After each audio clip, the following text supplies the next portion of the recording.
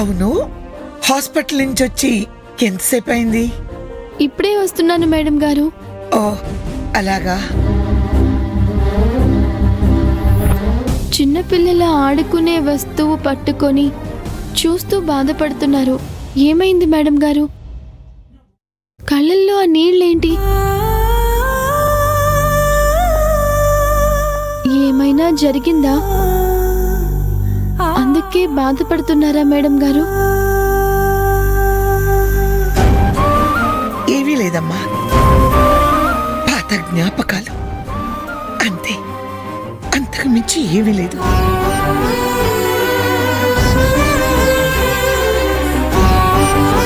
అవును, నీ వేలికి ఆ బ్యాండేజ్ ఏంటి? ఏం జరిగింది?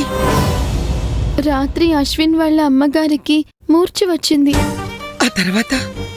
ఆ సమయంలో ఆవిడ గట్టిగా నాలుగు కరుచుకున్నారు. అయ్యయ్యో. అలా కొరుక్కుంటే ఆవిడ నాలుక కోసికిపోతుందని నా వేళ్ళు ఆవిడ నోట్లో పెట్టాను మేడం గారు.